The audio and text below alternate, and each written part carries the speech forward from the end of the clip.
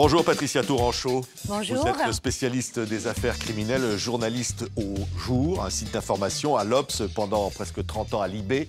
Un fait divers peut devenir finalement un feuilleton qui passionne la France entière. Cette affaire, Jonathan Daval, la mort d'Alexia, passionne la France aujourd'hui. Pourquoi un fait divers comme celui-ci, où finalement le mari avoue, après 3 mois avoir tué sa femme, est si fascinant?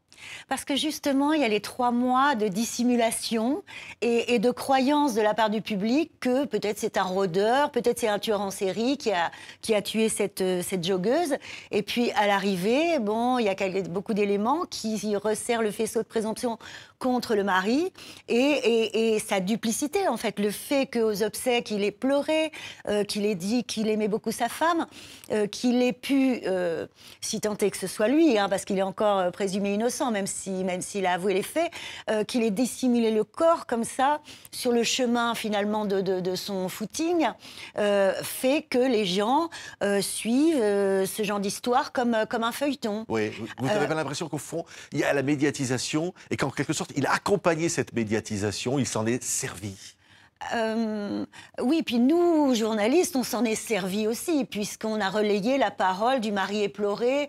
Ça marche dans les deux sens. Et ben oui, lui, le fait qu'il dissimule des choses aux enquêteurs et à la France entière, en fait, fait que ça prend et que les gens suivent passionnément ce genre de rebondissement. Ça veut dire qu'un fait divers révèle quelque chose de la société à un moment donné? Oui, puis des hommes. Il révèle la duplicité des hommes, il révèle des failles parfois dans les enquêtes, il révèle des erreurs judiciaires. Enfin, voilà, oui. un fait divers. Et là, la violence domestique, la violence contre les femmes, là, voilà. par exemple, dans ce cas précis. Voilà, les violences intrafamiliales, les violences conjugales qui aujourd'hui sont beaucoup plus punies qu'à une époque où, en gros, avant, on excusait le geste passionnel, disait-on, où les accusés en cour d'assises prenaient 8 ans. Aujourd'hui, la loi renforce justement et considère comme une circonstance aggravante le fait d'avoir tué sa femme. Oui. Donc, c'est un renversement. Mais les faits divers, c'est toujours le public se passionne pour ça à partir du moment où il y a une énigme. Donc ça, dans l'affaire Grégory, par exemple, c'est vraiment l'énigme. Le fait qu'on ne sache toujours pas, 33 ans après, réellement qui a tué l'enfant, qui passionne les foules. Oui. Ça continue. Je veux parler de votre livre parce que ça Touranchot, vous publiez au Seuil le récit complet de l'affaire Grégory.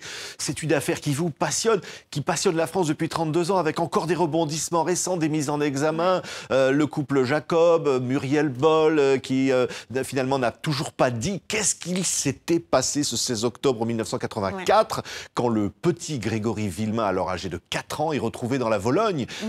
34 ans après, on ne sait toujours pas.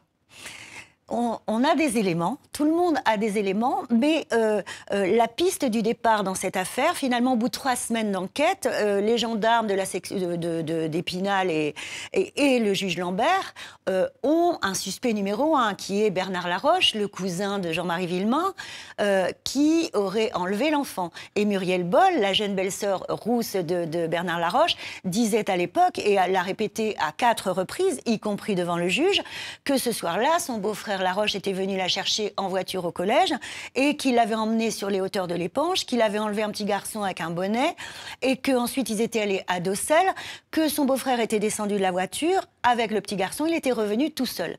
Et ça, elle le répète, y compris devant le juge Lambert. Et puis, par la suite, le juge la remet dans sa famille alors qu'elle n'a que 15 ans. Le juge inculpe Bernard Laroche, donc sur la foi de ces déclarations de Muriel Boll, plus une expertise graphologique, plus un autre élément. Et après, la petite, elle se retrouve dans sa famille. Je veux dire, sa sœur est mariée avec Bernard Laroche. Elle dit, mais qu'est-ce que tu as fait? Bernard est en prison. Il vient d'être inculpé pour assassinat. Ils vont lui donner une volée, c'est ça? Voilà, il lui donne une volée, il lui donne une après, rouste. Le juge qui ne veut pas la recevoir parce qu'il est en week-end, finalement, la reçoit plus tard. Voilà, il la reçoit à l'issue du week-end. Mais ce week-end, par chance, tout s'est bien passé et elle n'a pas dit ce qu'elle avait révélé aux gendarmes. Donc, le juge Lambert lui fait redire quand même le lundi matin.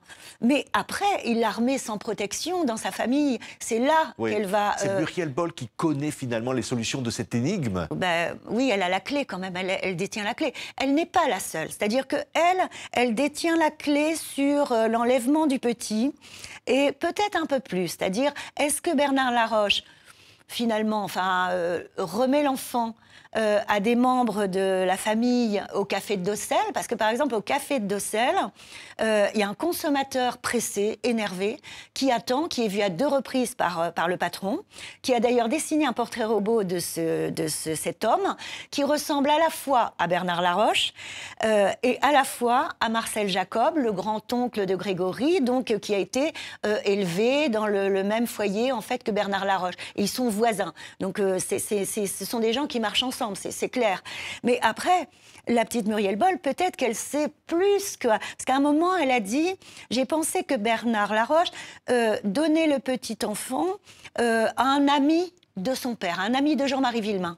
Voilà. Donc, est-ce qu'elle en sait plus? Oui. Mais là, aujourd'hui, elle s'est renfermée dans le silence depuis 33 ans. C'est quand même incroyable, cette affaire, Patricia Tourangeau, parce que vous en racontez le récit, les rebondissements, Laroche qui est assassiné, le petit juge Lambert qui presque tombe amoureux de Christine Villemain, laquelle Christine devient, par la lettrée d'une grande écrivain, finalement une icône nationale. Oui, Marguerite Duras. Voilà. Et puis encore aujourd'hui des inculpations, et puis encore aujourd'hui le mystère. Alors qu'au départ, c'est une affaire, on se dit c'est rien. Voilà. C'est une machination familiale. Voilà. Finalement, c'est un fait divers presque banal. Oui, c'est-à-dire qu'au départ, alors c'est vrai que c'est un crime d'enfant, mais il y a d'autres crimes d'enfants. Mais dès le départ, les gendarmes savent, à travers la lettre de revendication du crime, la lettre anonyme, il y a tout le mobile. On voit que c'est une vengeance intrafamiliale. Parce que, la fameuse lettre du Corbeau qui date depuis plusieurs semaines. Donc ça paraît facile, c'est pas un rôdeur, c'est pas un itinérant, c'est pas un routard, c'est pas un tueur en série qui a assassiné cet enfant. Ça se passe dans une famille où, grosso modo, il y a 60 à 70 membres de la famille élargie. Ça se passe là. Donc tout de suite, ils vont faire des dictées pour voir, puisque le Corbeau avait sévi quand même avant, un an et demi avant, il avait sévi au sein de cette famille. Donc des dictées, des enregistrements pour voir si ça correspond à la voix du Corbeau.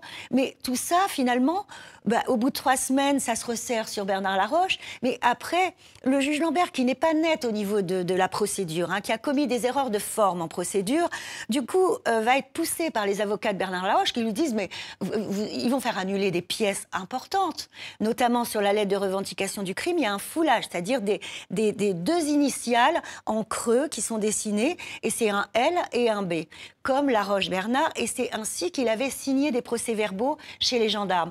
Donc ça, c'est une preuve importante, mais qui va être annulé parce que vice de forme, parce que le juge Lambert n'a pas requis en bonne et due forme les experts, et donc terminé. Donc il n'y a plus dans le dossier. Oui. Donc les avocats de Laroche qui font leur travail de défenseur, eux ont beau jeu de dire au juge, mais attendez, vous n'avez rien dans le dossier, vous l'inculpez pour assassinat de Grégory sur rien.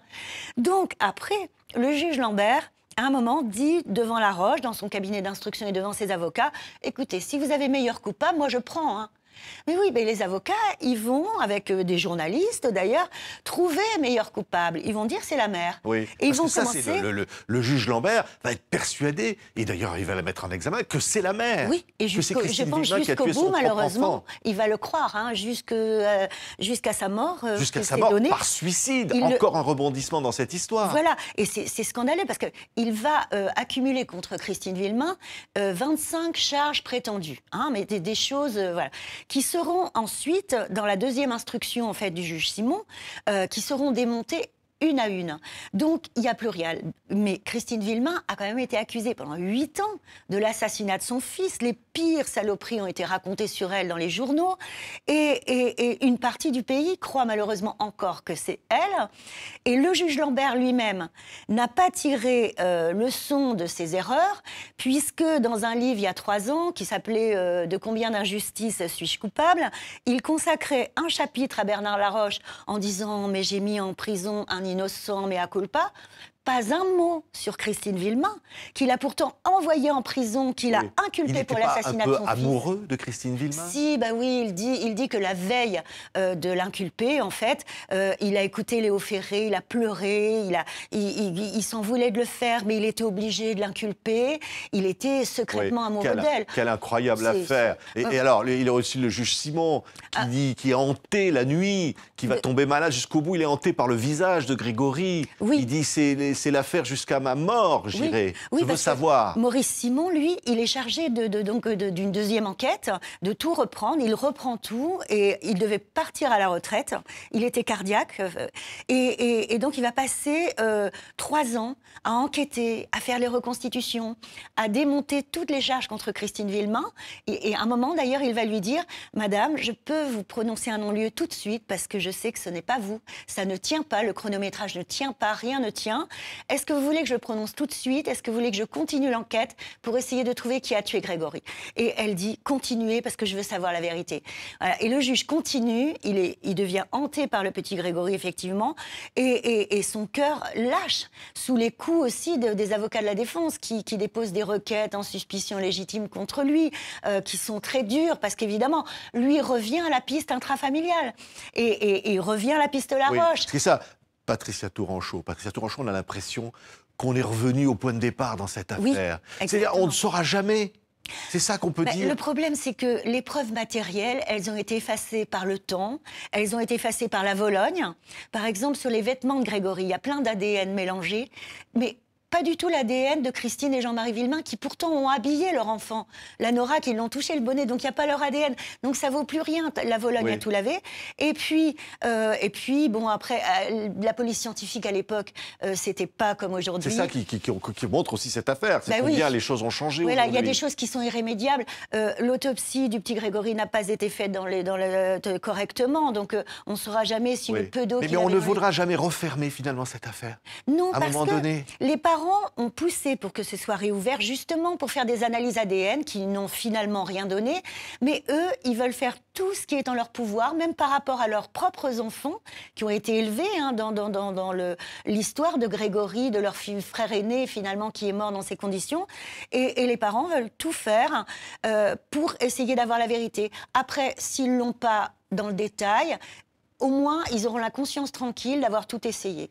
Merci Patricia Tourangeau. Quand des faits divers passionnent la France, c'est celui-là. Grégory est le plus grand fait divers de la seconde moitié du XXe siècle en France. C'est un livre publié au Seuil, le récit complet de cette affaire incroyable. Merci d'avoir été notre invité. Merci beaucoup.